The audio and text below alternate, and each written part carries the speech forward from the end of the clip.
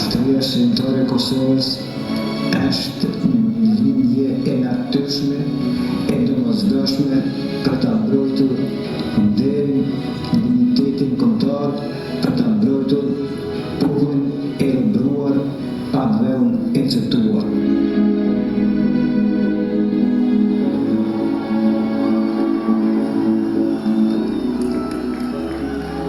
Ne, udhëheqësit e popullit tonë, të zgjedhëm në mënyrë demokratike, nëpërmjet kësaj deklarate shpallim Kosovën shtet të pavarur dhe demokratik.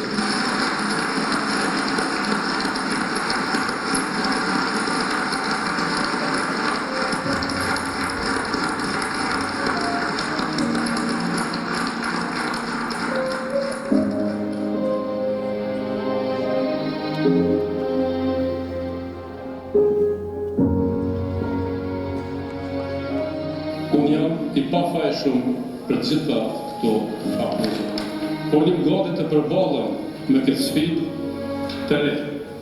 Do të kem sukses për familjen time, për popullin tim dhe vendin tim. I dëgjova dhe I kam lexuar të gjitha pikat e akt akuzës. Më lejoni të deklarohem me bindje të plotë se jam tërësisht I pafajshëm me të gjitha pikat e akt akuzës. Asnjëherë nuk kam qenë përfshirë në vepra kriminale, as me veprim, as me mos veprim, as me nxitje. Gjithmonë kam vepruar mëshmërisht për liri dhe bashkim kombëtar, që kanë qenë qëllimi im jetësor. Prandaj, kam qenë dhe jam krenar për ndërtimin time politik. Nuk kam frikë nga drejtësia.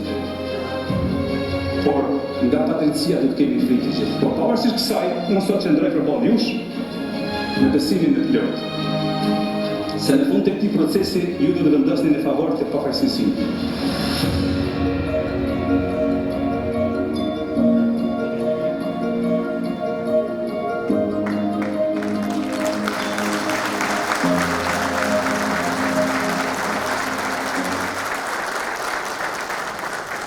Tani luftoj në një thirrje për të vërtetën, e një zë që nuk mbyllet nga asnjë heshtje.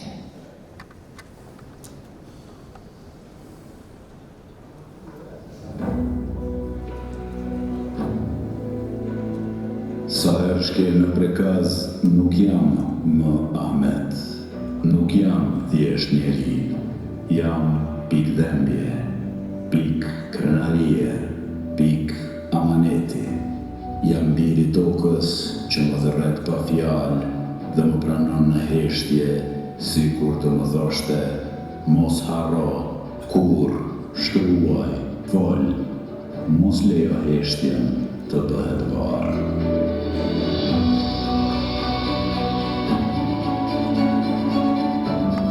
Liria nuk është dhurat, është amanet I shenjtë. Ky libër doli të jetë më shumë se një rrëfim. Është përgjigje ndaj atyre që besojnë se historia shkruhet vetëm nga të fuqishmit, ndaj atyre që mendojnë se zërin e lirisë mund ta mbyllin muret e ftohta, qelit e betonta dhe letrat e aktakuzave të njanshme.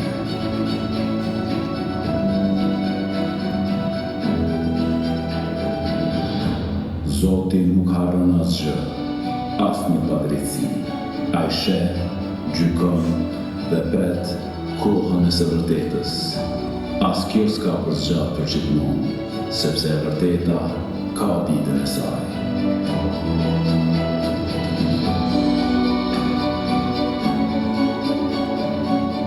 Baca Haxhi, Hashimi dhe shokët e tij janë heron të gjallë.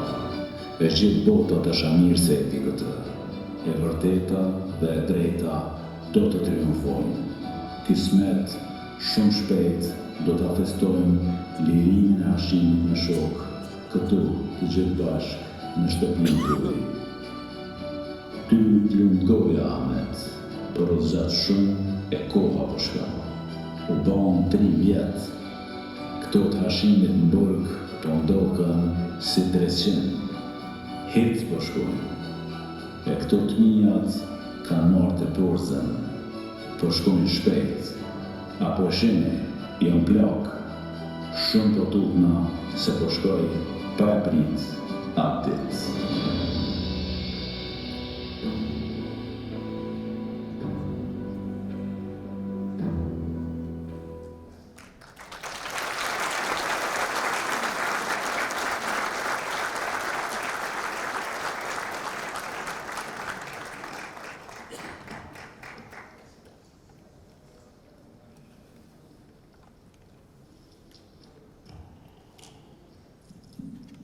Nderuara Presidenti e Republikës së Kosovës, zonja Vjosa Osmani Santriu, i nderuar Kryeministri i Shqipërisë, zonja Edi Rama,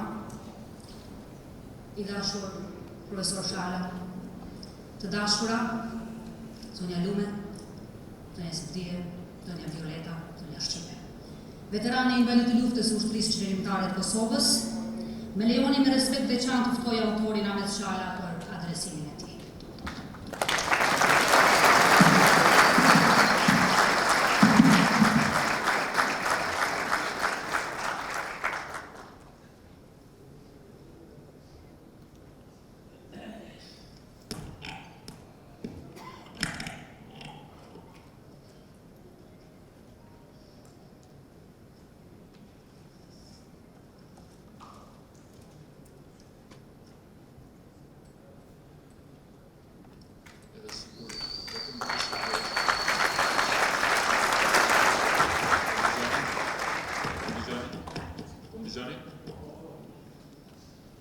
Zonja Presidente, zotë Kryeministër, edhe sikur vetëm të kisha hesht asgjë ka folë, besoj që do kisha dërguar mesazhe më të fortë. Por duke qenë se është ceremoni, unë e dua të them ca fjalë. Në fakt këto fjalët janë të tepërta, sepse vetëm marrja juaj tregon se i falenderoj me zemër.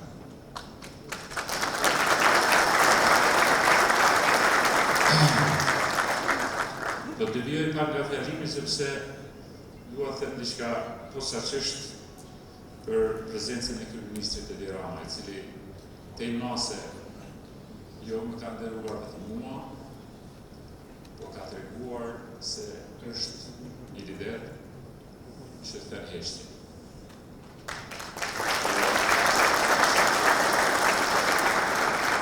Dhe nuk kam fjalë çfarë të them, dhe dua t'ju them gjithëve, e posaçërisht zonës Presidente dhe të tjerë. Kam qenë si fëmijë dhe gjithmonë kam besuar në një fuqi më të madhe se sa njeriu. Kam besuar në Zot pa ditë se kush është. Kam menduar që ekziston diku në qiell, larg, që është vërtet. Por sinonimin e Perëndis e kuptoj sot këtu. E kuptoj sot këtu sepse Perëndia është e barabartë me të vërtetën. Ashtu e kam kuptuar. Është me dashurinë e pakushtuar. Dhe nuk ka dashuri më të madhe, besoj, për kushtim më të madh dhe bekim më të madh, se sot këtu në rreshtin e parë kemi presidentin e Kosovës, kryeministrin e Shqipërisë, kryetarin Ali Ahmeti, zonën Rexhepi, zonët e nderuara të këtyre burrave që punohen me majtë brenda këtyre qëllimeve. Kemi ministrin e mbrojtjes, ministrin tonë Maqedonci, kemi përfaqësuesit e veteranëve të luftës shqiptare, të ushtrisë shqiptare të Kosovës, që janë ata uniformë aq të bukur që kemi.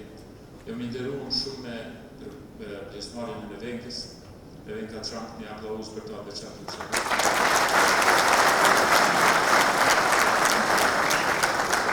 E cila ka ardhur prej Hage për të nderuar dhe kam shumë njerëz këtu, kemi ambasadorin në Shqipëri, Flora Brovinen, një nga aktivistët tona të pajër për të drejtat tona. Kështu që për mua, ai Zot pra, që dikur si kam pa, që dikur si kam ditë kush është, shprehet këtu me prezencën e tina, për të quar një Zot fuqishëm, me shumë dashuri mas pari aty në burrave, që po mbahen padrejtisht, por për të quar edhe një mesazh shumë qartë, shumë të fuqishëm se sa është ky libër, atyre që po i majnë pa të drejtat. Dhe unë kam shkruar këtu një fjalim të cilin do përpiqem ta lexoj thjesht jo vetëm për të dhënë mesazhin tim, por edhe për të mbetur një gjurmë se heshtja kur flet është më e fuqishme se çdo zhurmë tjetër e cila është përpjekur të bëhet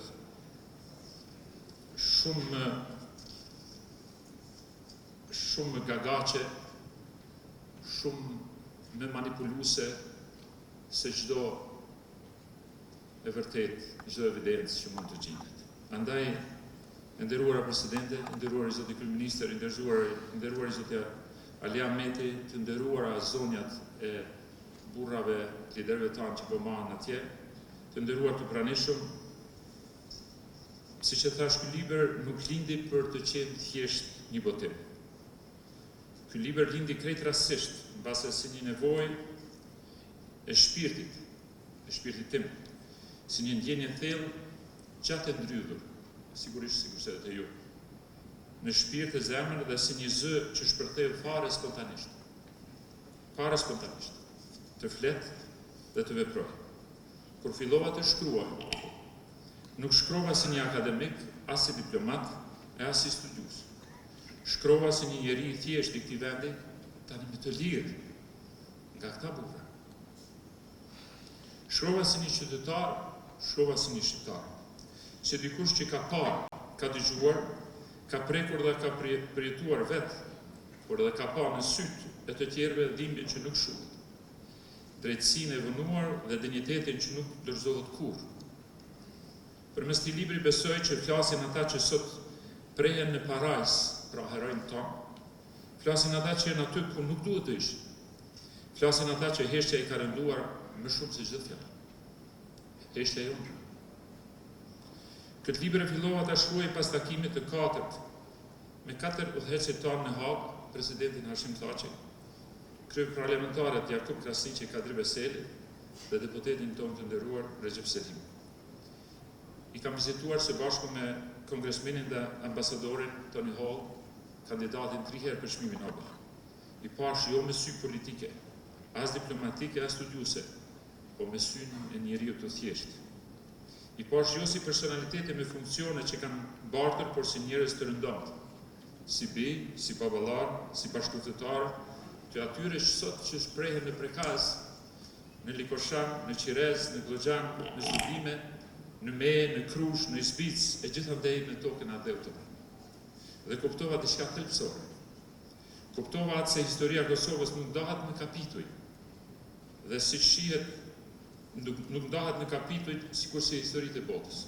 Historia jonë është në vije vetme dhe pashkputur, edhe pse armiqtë që tonë janë përpjekur historikisht dhe siç po shihet po përpjekën edhe tani, që ata ta coptojnë dhe ta shkusin atë. Vija historisë sonë themelet i ka nga shpata e Skënderbeut te kuburja e Isa Boletinit, antarët të cilët i kemi këtu prezent. Nga mençuria e diplomacia e Ismail Qemalit e Hasan Prishtinës, që prapë kemi këtu prezent, deri te durimi i Ibrahim Rugovës, që prapë kemi këtu prezent. Nga pushka e Mjasharit te qelitë e Hagës, që prapë kemi këtu prezent. Gjithmonë e lidhur te trimëria dhe e drejta dhe e vërteta. Kjo vi, ata heron, ata amanete nuk kanë dhe nuk guxojnë të kenë ndërprerje as shkutje, sepse siç e thot dhe siç na paralajmëron i madh i Kadarim, harresa është mëkatare sa vetë edhe krimi. Ishte mu kjo porosia Kadares son të madh që më foli lehtazi, por prerazi atë ditë kur isha në vizitë në Hagë dhe duke u kthyer në shtëpi. Më tha shumë shkurt: shkruaj, fol, trego, vepro. Nuk e di pse, por e mora atë si një urdhër nga një engjëll perëndije, se nëse nuk shkruaj, nëse nuk flas, nëse nuk tregoj, do të jem bashkëfajtor. Apo edhe më keq, do të jem bashkëpunëtor me ata që po përpiqen të na fshinë apo deformojnë historinë më të lavdishme të kombit tonë. Prandaj kur heshtja flet, është do thosha një pillull, një terapi kundër Alzheimerit tonë individual e kolektiv, është antibiotiku më i mirë ndaj virusëve e bakterieve të rrezikshme të historisë dhe është vitaminë e antitrup efektiv në mbrojtje të së vërtetës. Gjatë rrugës time në Hagë, përvoj e prekaz e kuptova se historia nuk shkruhet vetëm me fakte. Aja shkruhet dhe besoj se vetëm ashtu ka dhe kuptim të shkruhet me zemër, me kujtime për që të marrin frymen. Shkruhet me shikimin e përfaqësimin e atyre heronjve tanë të gjallë në Hagë që nuk kërkojnë asgjë tjetër përveç drejtësisë, shpejtësisë, transparencës dhe lutjes së tyre më njerëzore. Mos na harroni. Historia jonë shkruhet dhe duhet të shkruhet nga rënkimet e baballarëve si Haxhi Thaçi, që kur përpiqesh atë japsha garet për djalin që po i mbahet padrejtisht mbi 3000 kilometra larg shtëpisë së tij, të shtrëngon me dorë dhe të thotë: "Ah, ty të goja Abrahamet po u zjarr shumë, e koha po shkon. U bon 3 vjet." Pra ka folë para 2 vjet, para 3 vjet. Shumë. Këto të Hashimit në borë po më duken si 300, hiç po shko. E këto të mijat kanë marrë të porsën, po shkojnë shpejt. A e shifni jam plakë shumë, e po tutna se po shkoj pa ditë. Historia në shkruhet edhe nga rënkimet e malli për vlus i mbi 1400 nënave që rrinë me vite zgjuar në heshtje vazhdimisht rënkojnë e arsitohen. Oj loke, unë nuk kërkoj asgjë. Dua vetëm ta di se ku ka varën djalja.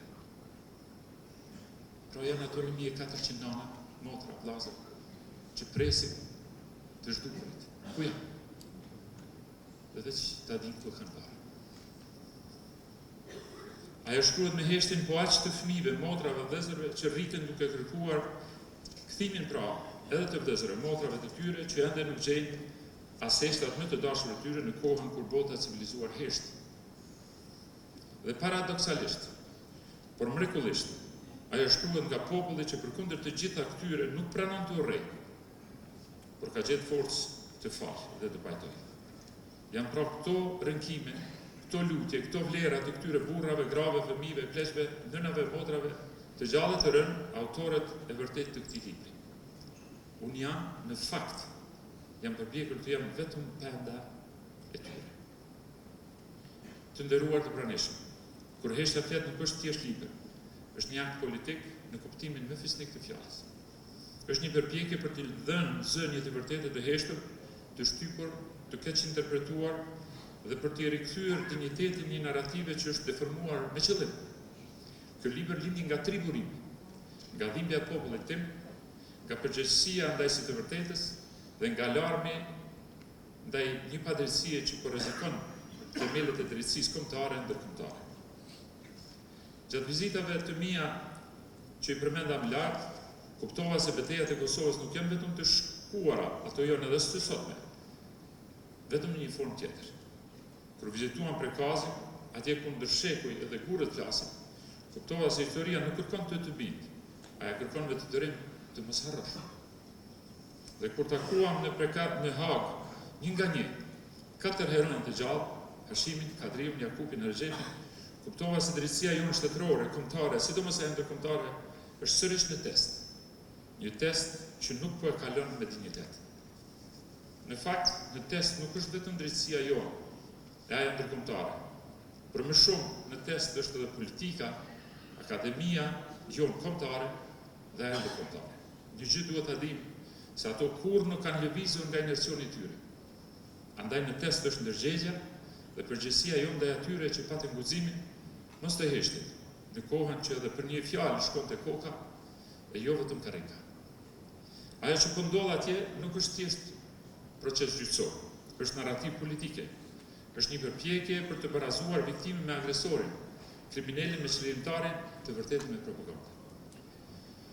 Më duhet ta them qartë dhe do përshpichem ta them me zë të qetë, megjithatë, por me qëndrim të pathyeshëm. Pa vendosur drejtësinë në vend, për 4 liderët tanë nuk mund të ketë drejtësi të plotë as për Kosovë. Pa të vërtetën dhe drejtësinë nuk ka paqe, dhe pa integritet të asaj drejtësie nuk ka besim. Dhe këtu nuk flasim për emocion, flasim për fakte. Specialistët e GND-s E din mirë se ky proces ka devijim procedural. Juristët ndërkombëtarë dinë se standardet e barazisë së armëve janë thyer. Akademitë dinë se kjo gjykatë është produkt i një presioni politik me mandatin më të çuditshëm që ka njohur Evropa dhe bota demokratike. Të gjithë e dimë se akuzat nisën në raporte të fabrikuara, të furnizuara nga aparati një shteti që kreu krime gjenocid këtu në vendin tonë. Haresa nuk i vret vetëm të vdekurit, aja vret edhe të gjallët, edhe me keq, vret edhe të arshme. Andaj ky libër është një sfidë morale dhe politike ndaj çdo mekanizmi që tenton të zhvendos fokusin nga krimet e kryera kundër shqiptarëve te ata që u mbrojtën, u organizuan dhe sollën lirinë sot që ne ekzistojmë. Andaj, miq të dashur, ky libër nuk kërkon të ndërtojë legjenda, nuk kërkoi të krijojë herojë të rinj. Ata ekzistojnë. Janë këtu, të Yashar në Prekas, të Zahiri në Lab, të Ramushin në Dugaqin, në Krush, në Mej, në Rezall, në Izbic, në studime, gjithandej. Janë të nënat, të baballaret, të fëmijët tanë. Janë të 4 lideret që sot po përballen me padrejtësi të paparë në histori. Andaj dua që nga zemra t'ju falenderoj të gjithë juve për këtë prezencë kaq madhështore. Ky është një mesazh për të gjithë ne dhe të për gjithë ata që na shiqojnë dhe që veprojnë. Faleminderit nga shpirti që nuk e lini heshtjen të flas vetëm, por të flasim, lutemi e veprojmë bashkë për të vërtetën dhe dinjitetin njerëzor e kombëtar. Zoti ju beqoftë.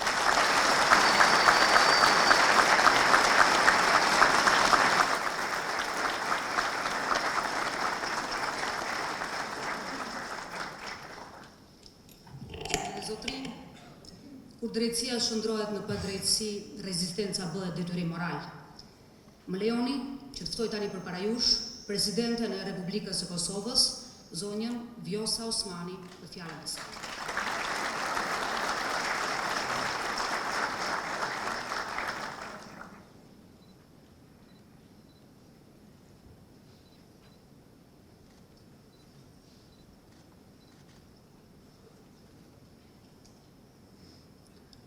I nderuar kryeministër Rama, të nderuara familje Thaçi, Veseli, Krasniqi, të nderuar ministra, i nderuar kryetar Ahmeti, të nderuar veteran, invalid të luftës, përfaqësues të partive politike, përfaqësues të shoqatave të dalë nga lufta, shumë i nderuar ambasador, ministër, profesor Ahmet Shala, familja Shala, shumë të dashur të pranishëm. Sot në botë ka akoma 10 akombe, të cilat nuk e kanë arritur çlirimin e tyre dhe akoma nuk e kanë shtetin e tyre. Për nga numri, janë shumë të mëdhenj se sa populli i Kosovës, por janë ende popull të okupuar, të shtypur e në kërkim të lirisë dhe të shtetit. Titani i letërsisë son Ismail Kadare, me të drejtë i përmendur dhe i cituar edhe nga vetë autori i librit, jo rastësisht shtetin e Kosovës e quajti triumf të lirisë dhe triumf të gjithë kombit shqiptar. E ky triumf u bë i mundur për shkak se në kohët më të rënda dhe në ditët më të errta për popullin ton, Kosova pati bij e bija që udhëhoqën luftën tonë çlirimtare dhe i dolën Zot atë dheut, duke dëshmuar se liria ishte më e shtrenjtë se sa edhe vetë jeta. Këtë histori, këtë të vërtet e këtë triumf, ne duhet ta mbrojmë me krenari në çdo kohë, në çdo vend, kudo në botë. Sepse UÇK-ja është ideali më i fuqishëm i ndërtuar nga shqiptarët ndër shekuj. Por për ta mbrojtur të vërtetën, ne duhet edhe ta shkruajmë atë. Prandaj do të filloj duke falenderuar autorin e librit, ish-ministrin, ambasadorin Ahmet Shala, i cili nëpërmjet librit kur heshtja flet na fton në një reflektim të thellë dhe të matur, dhe kujton se historia nuk flet domosdoshmë gjithmonë me zë të lartë. autori i librit ka bërë një punë të çmuar duke ndërthurur reflektime personale, rrëfime të drejtë për drejta dhe analiza historike. Ai na sjell përballë të vërtetën e Hagës, takimet me ish-udhëheqësit e UÇK-s dhe vizitat në vendet simbolike të lirisë, duke kthyer heshtjen në zë të fuqishëm. Përmes këtij rrëfimi, na rikthen kujtesën kolektive të Kosovës dhe e ngren në nivel ndërkombëtar ndërgjegjen morale për lirinë, për drejtësinë dhe dinjitetin. Ky libër trajton jo vetëm rrëfimin personal të autorit Ahmet Shala, nga vizitat në Hagë te krerët e UÇK-s, te ish-presidenti Hashim Thaçi, ish-kryetari Kadri Veseli, ish-kryetari Jakub Krasniqi dhe ish-kryetari i grupit parlamentar Recep Selimi, por edhe për gjykimin e padrejtë që po bëhet ndaj vetë proceseve tona jetike, ndaj lirisë e pavarësisë sonë dhe përpjekjeve për çlirim, të cilat u ndërmorën në shërbim të lirisë dhe mbijetesës së popullit tonë. Në libër përshkruen pasojat e luftës nga masakrat e shumta, vendet e lavdisë e sakrificës si Prekazi, plagët që koha nuk i shëron, reçakun ku heshtja ndaj drejtësisë bëri që ndërgjegja ndërkombëtare të flasë më në fund, krushën e madhe e krushën e vogël, Mejën, Izbicën, Studimin e shumë vende të tjera si dëshmi të një dhimbje që nuk do të harrohen kurrë. Autori në këtë libër trajton edhe dhunimet masive si armë lufte, gjenocidin e spastrimin etnik, të zhdukurit me dhunë dhe shumë plagë akoma të hapura, duke na rikujtuar se përballë historisë së dhimbshme, përgjegjësia jonë është ta ruajmë kujtesën kolektive, të kërkojmë drejtësi dhe gjithnjë ta vlerësojmë drejt sakrificën. Lufta çlirimtare e Kosovës duhet parë dhe vlerësuar brenda këtij konteksti historik. Ajo nuk ishte akt i impulsit, por përgjigje ndaj një realiteti të padrejtë dhe një shtypje shekullore. Ishte një luftë për të mbrojtur të pambrojturit. Ishte një luftë për mbijetesë, për dinjitet dhe për të drejtën për të jetuar të lirë, të drejtën më sublime njerëzore. Mbrojtja e kësaj të vërtete është në shërbim të mbrojtjes së vetë themeleve të shtetit tonë, por edhe obligimi yni kundrejt rrugës së vështirë në për të cilën kemi kaluar deri te përmbushja aspiratës sonë shekullore për liri dhe shtet. E ky libër e bën të qartë se respektimi i drejtësisë ndërkombëtare dhe mbrojtja e së vërtetës historike nuk janë procese kundërshtuese, por plotësuese. Sepse drejtësia e fiton kuptimin e plot vetëm atëherë kur është e paanshme dhe e ndërtuar mbi fakte të vërteta, por asnjëherë kur ajo ndërtohet mbi narrativa të rrejshme, të njanshme dhe me synim për ta rishkruar historinë. Prandaj libri kur heshtja flet na rikujton se pa një lexim të drejtës së kaluarës, asnjëherë nuk mund të ndërtohet një e ardhme e qëndrueshme. Pa respekt për sakrificën, është vështirë të forcohet besimi në drejtësi, sikundër që pa dinjitet historik, shtetet mbeten të brishta përballë keq interpretimeve dhe deformimeve historike. Në këtë frym libri e trajton luftën e ushtrisë çlirimtare të Kosovës jo si një mit politik, por si realitetin më krenar të historisë sonë, të lindur nga nevoja e një populli të shtypur, i cili kërkonte liri. Një realitet që duhet kuptuar, jo instrumentalizuar nga ata që po dëshirojnë ta deformojnë historinë tonë. Një realitet që duhet analizuar me ndershmëri, e jo zhveshur nga konteksti njerëzor e historik i popullit tonë. Prandaj ky libër është në funksion të ruajtjes dhe mbrojtjes të së vërtetës, si vlerë themelore, historike e shtetërore. Liria e fituar me sakrificë nuk kërkon zë të lartë për të mbrojtur, por kërkon qëndrim të drejtë, kërkon kujtesë të përhershme, e mbi të gjitha kërkon drejtësi.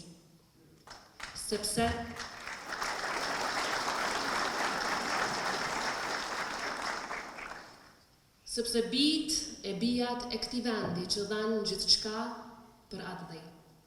Dhe secili prej nesh që jemi sot këtu, e dim se një histori e shkruar me gjak, asnjëherë nuk mund të fshihet e as të shtrembrohet nga gënjeshtra të shkruara në letër. Ju falenderit.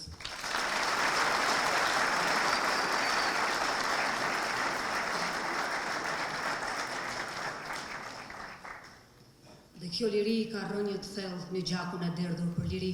Faleminderit shumë zonja presidente. Me kohën dhe praninë e tij na ka nderuar sot edhe kryeministri i Republikës së Shqipërisë, zoti Edi Rama, të cilin e ftoj me shumë kënaqësi të marrë fjalën.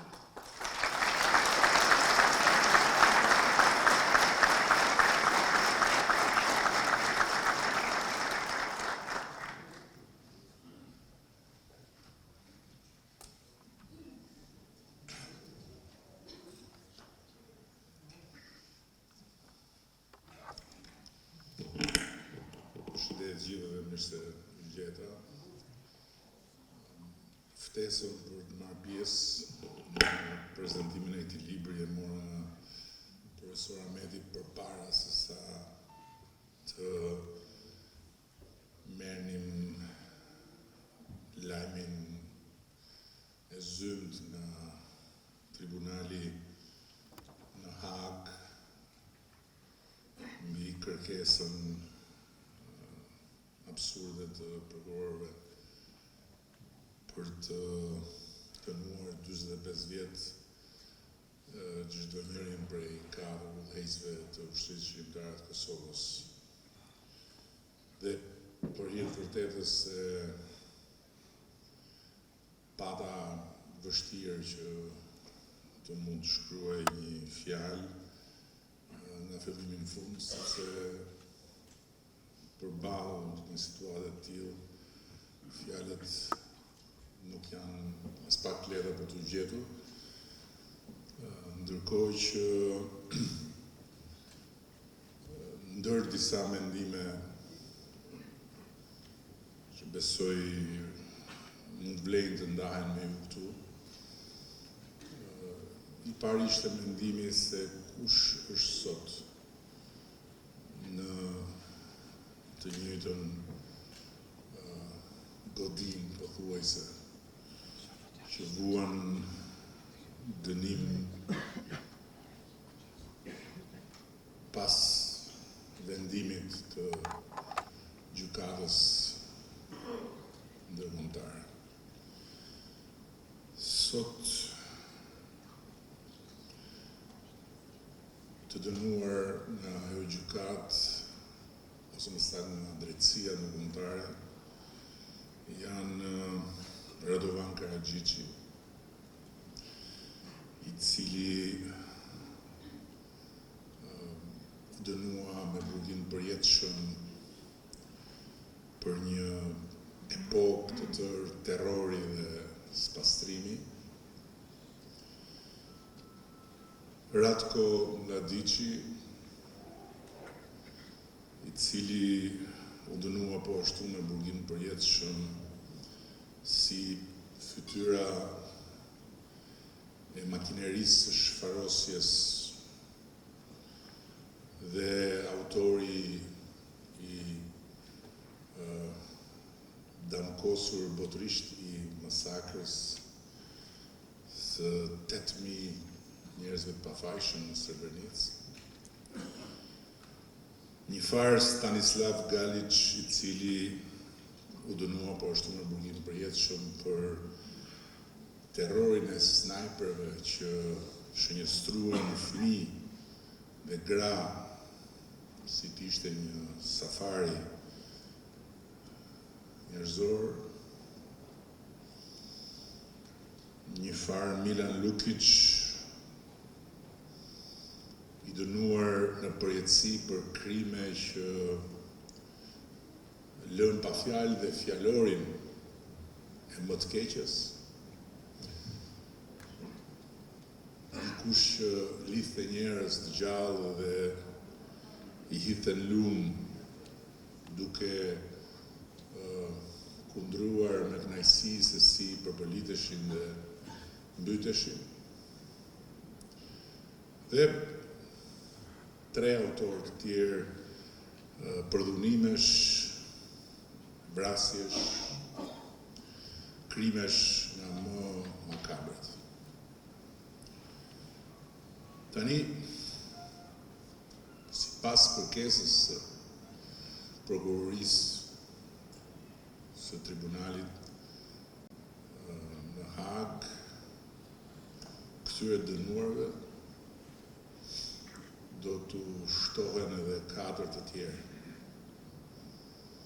në anën tjetër të barikadës. Ndërkohë që prokuroria nuk pati kapacitetin të provojë asgjë të ngjashme, sepse nuk ka asgjë të ngjashme në aktivitetin e 4 udhëheqësve të Ushtrisë Shqiptare të Kosovës. Nuk ka asnjë lidhje aktiviteti i tyre dhe Ushtrisë Shqiptare të Kosovës me terrorin mbi popullsinë civile, me spastrimin etnik, me varret masive të njerëzve të pafajshëm, me shënjestrimin e fëmijëve dhe të grave nga snajperët e vendosur aty me këtë qëllim, apo me përdhunime, me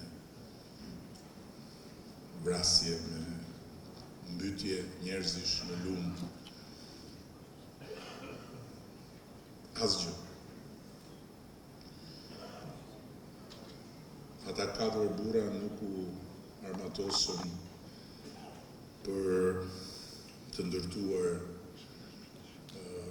një politik shfarosje, por armatosën kundër një politike shfarosje. Ata nuk u armatosën për të imponuar sundimin e tyre në një territor të huaj, por armatosën për të hequr qafe sundimin e të huajve në tokën e tyre. Dhe faktikisht, ata vetë me dorën e tyre e votuan në Parlamentin e Kosovës një gjykat e cila në letër është një gjykat e Kosovës. Nuk është një gjykat për të vendosur në bandën e akuzuarve Kosovë. Dhe faktikisht, sot jemi në kushtet kur ka marrë formë thuajse përfundimtare, pasi fjalën e fundit e ka sigurisht gjykata, një plan shumë afatgjat, jetësimin i cilit ka nisur me raportin famkeq të Dick Martit që mos gjet kur prej aty ku është, për trafikim të organeve nga udhëheqja e Ushtrisë Shqiptare të Kosovës. Dhe ai plan është shtyrë përpara nga përfaqësuesit e Vladimir Putinit në Këshillin e Evropës.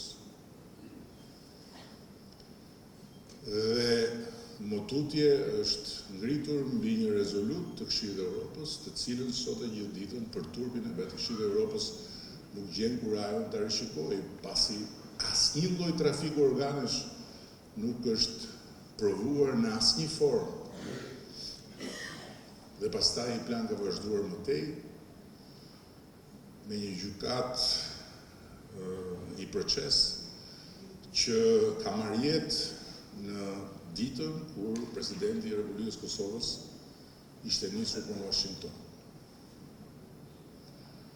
Dhe është kthyer nga rruga e një takimi ku do të hidhe një hap tjetër për normalizimin e marrëdhënieve me Serbinë nën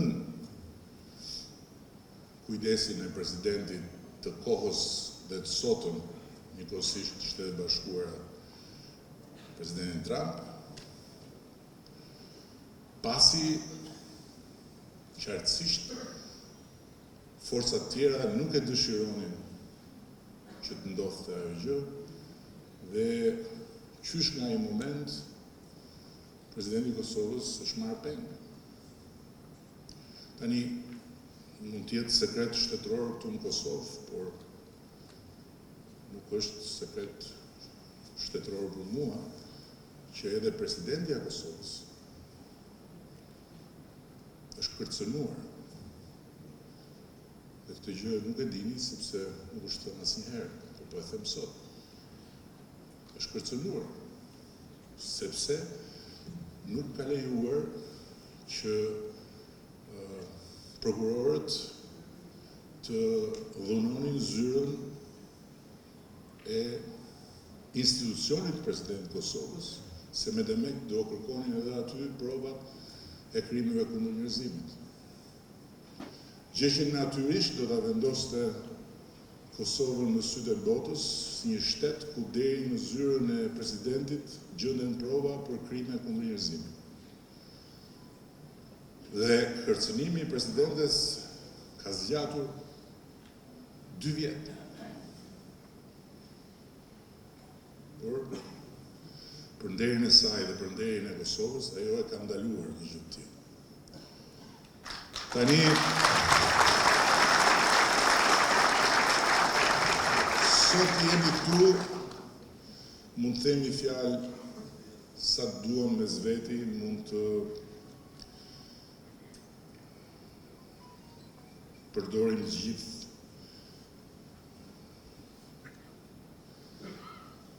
qoshet e pasura të fjalorit gjuhës shqipe për të nxjerrë dufin legjitim ndaj një prokurorie idiotësh. Por çështja është që ata nuk janë thjesht idiotë. Ata janë instrumenta të një gjykate e cila është edhe më politike fatkeqësisht se sa gjykatat e Serbisë në raport me Kosovën. Me ligjet e kohës, nëse i referohemi ligjeve të kohës, kur ka ndodhur lufta. Dhe nëse ushtria shqirimtare e Kosovës nuk do ta fitonte luftën dhe populli i Kosovës nuk do të çlirohej, në gjykatat e asaj Serbie, dënimet e kërkuara nga prokurorët do ishin të pamundura. Sepse me ligjet e asaj Serbie, 45 vjet që do të thot faktikisht garrosje për zgjallje e njerëzve, nuk ka. Pra, drejtësia ndërkombëtare e financuar nga shtetet demokratike që për turpin e tyre vazhdojnë ta ndjekin me indiferencën më të madhe gjithë këtë katastrofë për Europën dhe për botën demokratike, përveç se për 4 njerëz krejtësisht pafajshëm, faktikisht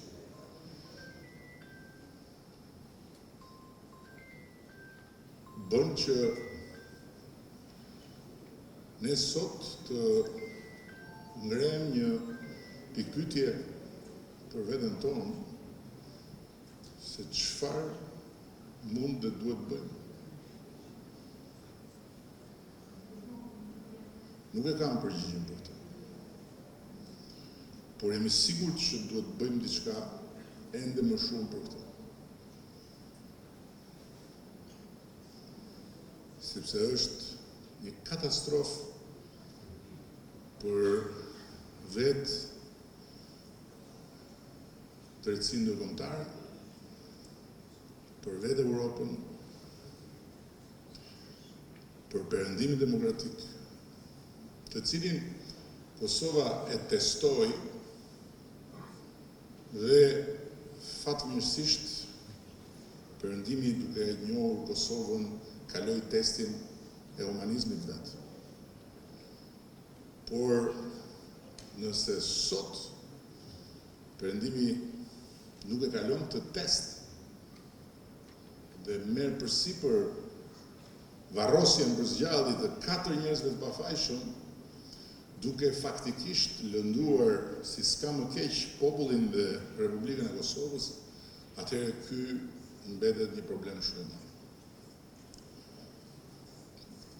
Nuk di të them më shumë fjalë, po di që kjo është pengmarrje për arsye politike, jo të perëndimit si i tërë, po të atyre forcave që kanë dashur të barazojnë dy gjëra që nuk barazohen dot. Dhunën etnike të një makinerie lufte tërësisht fashiste dhe luftën shqirimtare të një ushtrie e cila emrin e ka pasur ushtri, por në fakt ka qenë një mobilizim popullor ku ata të cilët janë trajtuar atje në gjyq si komandant të një force të rregullt kanë qenë udhëheqësit shpirtëror, moral dhe politik të këtij mobilizimi. Dhe mbi të gjitha ka diçka tjetër që është ende më e rëndë, sepse në qoftë se për perëndimin flas, në qoftë se Hashim Thaçi, Kadri Veseli, Jakub Krasniqi dhe Recep Selimi duhet varrosen për zgjallje për luftën dhe për çfarë ka ndodhur gjatë luftës në Kosovë, atëherë duhet të vazhdojnë arrestimet. Duhet arrestohet Bill Clinton, duhet arrestohet Javier Solana, duhet arrestohen Tony Blair, nuk diskutohet, kryeministrat e tjerë të vendeve që i dhanë dritën jeshile bombardimeve, dhe faktikisht duhet të ndodhi eksaktësisht ajo që ka predikuar Slobodan Milošević, që dhe ai bashkë me atë tjetrin Zviceranin mos gjet kur prej aty poshtë. Të dy bashkë atje. Dhe kjo është e paimagjinshme. Por përsëri unë flas dhe më duket se çdo fjalë që them është pa kuptim, pa peshë, pa lidhje, sepse ajo që po ndodh është shumë e rëndë dhe për atë që po ndodh natyrisht duhet flasim, natyrisht duhet shkruajmë libra, natyrisht duhet tregojmë, por mbi të gjitha duhet gjejmë mënyrën të veprojmë. E përsëris nuk e kam përgjigjen se si, por besoj që bashkarisht të dyja shtetet tona mund ta gjejnë një përgjigje se si. Që në fund fare të mos i themi vetes si nuk provuam të bëjmë dhe këtë apo dhe këtë apo dhe këtë, por t'i provojmë që të gjitha, natyrisht brenda normave të cilave jemi nënshtruar me vullnetin e lirë dhe plot si pjesë e bashkësisë demokratike, si pjesë e bashkësisë euroatlantike dhe kështu me radhë.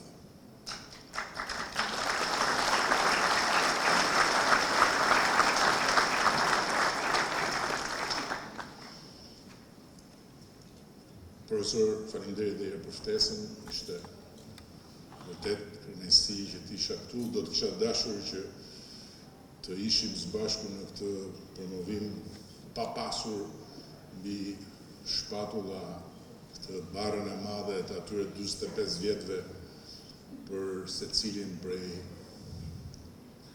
4 pengjeve të drejtësisë ndërkombëtare, por siç e ka treguar dhe historia e Kosovës dhe historia e Qeverisë të Kosovës dhe historia e shtetë-ndërtimit të Kosovës, ka sfida të cilat i zgjedhin, ka sfida të cilat na zgjedhin. Ajo që na takon është që të mos i lëmë pa i fituar të parat dhe të mos i shmangemi të dytave, duke bërë gjithçka që kemi në dorë për të fituar.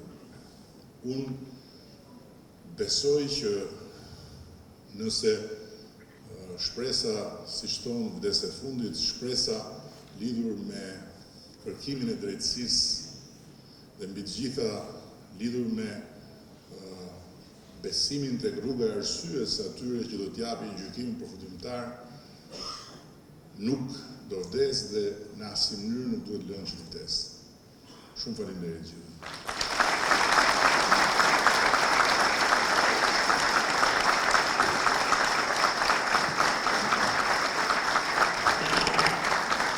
Shumë faleminderit zoti Rama, pas një ekivok, por ishit juaj që foli edhe kur vetë heshtja po heshte. Më lejoni tani të ftoj përpara jush në emër të Qeverisë së Republikës së Kosovës, Ministrin e Mbrojtjes, zoti Eyüp Maqedonci.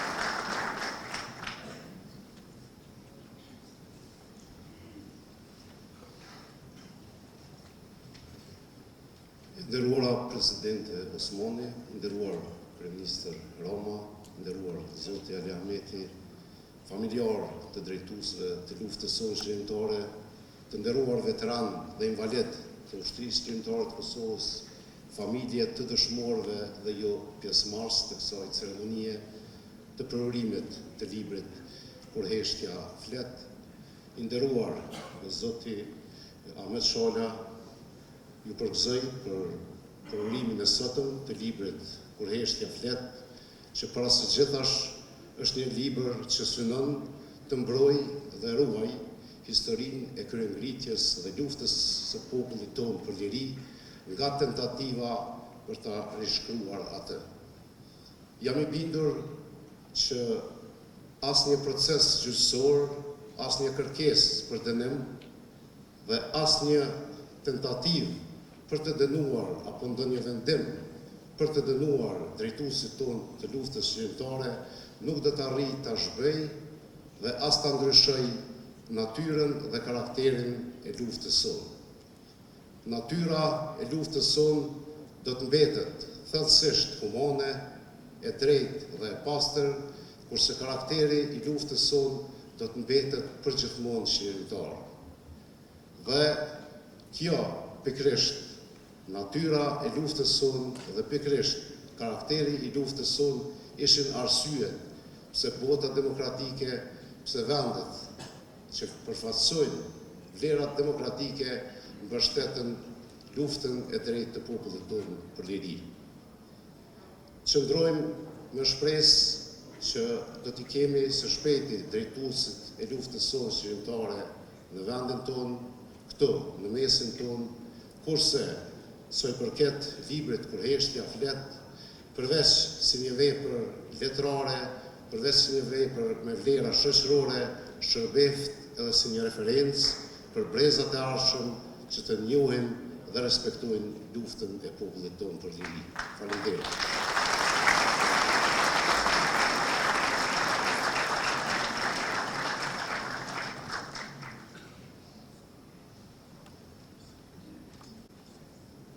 Faleminderit shumë zoti Ministër. Me lejoni tani të ftoj përpara jush zotri Ali Ahmeti, nga pjesa tjetër e ardhërt e Maqedonia e Veriut.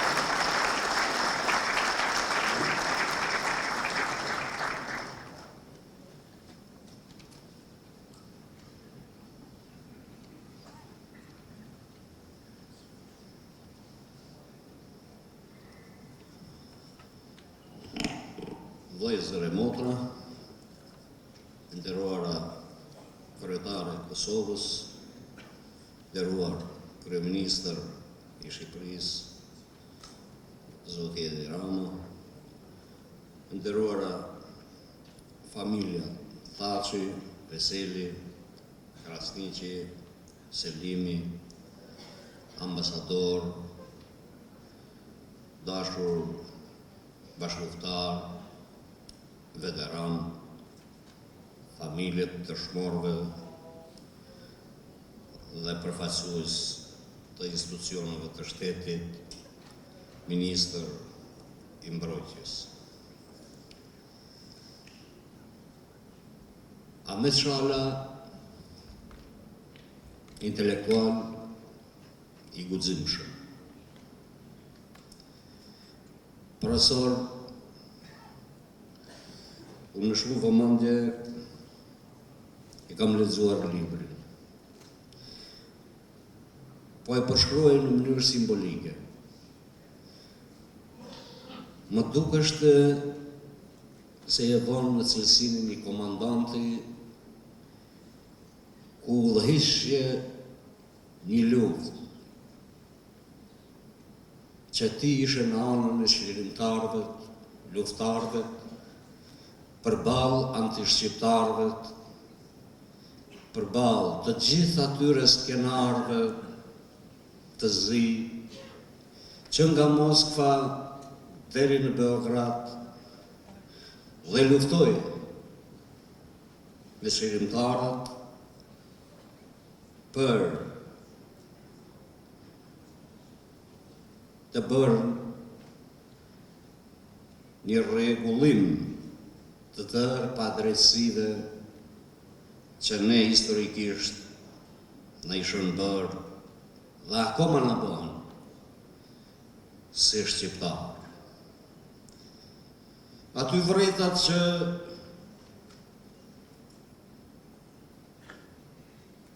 nuk shkruan të pena, po shkruan të zemra. Sepse ti kishe përjetuar me humbjen e njerëzve të më të dashur, të gjakut tënd. Dhe flisnje, pashtu si flisnje me dëmshuri edhe për familjet e të gjithë të rëndëve të Kosovës, po edhe për familjet e këtyre shqirimtarëve që padrejtësisht janë në pranga, vetëm e vetëm se luftuan për liri dhe dignitet të kombit që ata i takon. Ti si komandant i ke shpallur një luftë të fortë të gjithë padrejtësive dhe të gjithë planeve anti-shqiptare që historikisht janë përpunuar. Me qëllim që ne të na shfarosin si specie dhe për të prek brigjet e Adriatikut, Moskva e Beograd. Të gjithë e dim që këtu përbëhet një gjyq i padrejtë, akuza për vepra të pabëra, vetëm e vetëm pse ishën atletar, shqirimtar dhe organizator të rezistencës e të luftës. Ne nuk do thyrimi ashtu siç nuk thyhen edhe familjet e shokëve tanë, bashkëpunëtarëve tanë, të cilët gjinden në Hagë. Ne do veprojmë guximshëm për të vërtetën,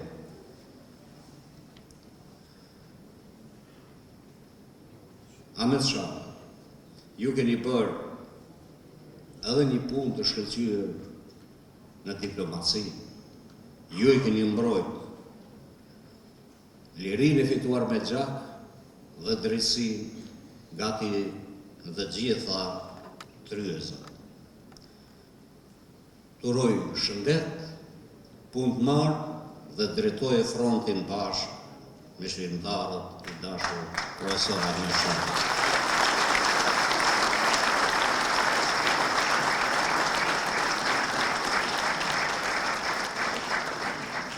Falemderit shumë, zoti Ahmeti. Nuk thonë kot që gratë janë dy herë njerëz. Dhe këtë mësmirje kanë dëshmuar historikisht gratë shqiptare.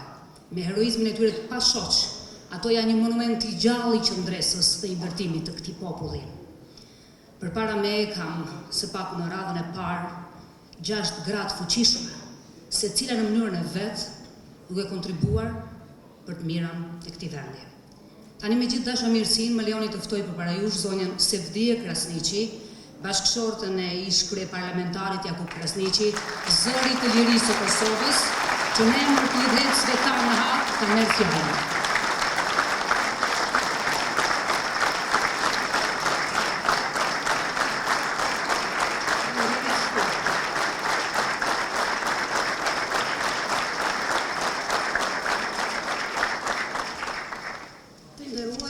Familje të dëshmorëve, të nderuar invalid, veteran dhe pjesëtar të Ushtrisë Shqiptare të Kosovës.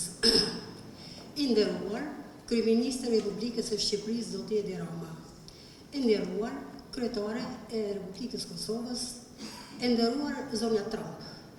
Ti e cila për këto 5 vite ke dhënë më shumë se të gjitha institucionet e Republikës Kosovës për këta burra që gjenden në dhomat e specializuar në gjykatën e Havës.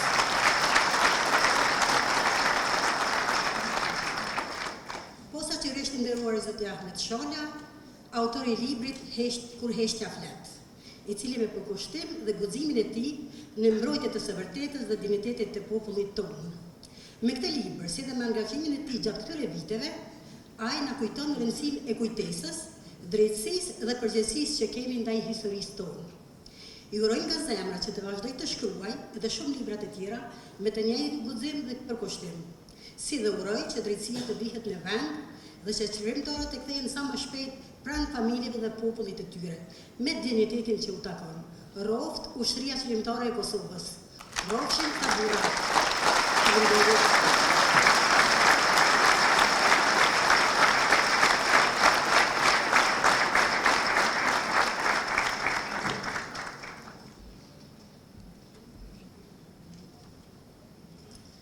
Faleminderit shumë zonja Sevdije. E njëjtë përshëndetja edhe për zonjën Lume, për zonjën Shqipe që është në parlament, edhe për të dashurën tonë, zonjën e Kadri Veselit, lullit tonë të dashur Violeta. Dua të njoftoj zonjën dhe zotrin që libri është përgatitur për shtyp nga shtëpia prestigjioze e botuese e Kosovës Artini, me Artin Ahmeti në krye që ka bërë një punë shkëlqyer.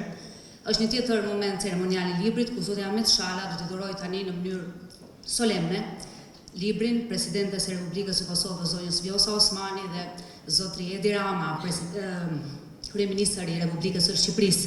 Por ju njoftoj gjithashtu që libri është përkthyer në anglisht, pret të përkthehet në frëngjisht, në gjermanisht, në spanisht, në italisht, do të promovohet shumë shpejt në Tiranë, do të promovohet shumë shpejt në Washington, në Bruksel, në Hag dhe në tjera qendrat vendosjes me kaq entuziazëm. Besoj ku shqiptar kemi gjithandej dhe gjithë do ta marrin e ta lexojnë, por jo vetëm për lexuesin shqiptar, por libri është i përshtatshëm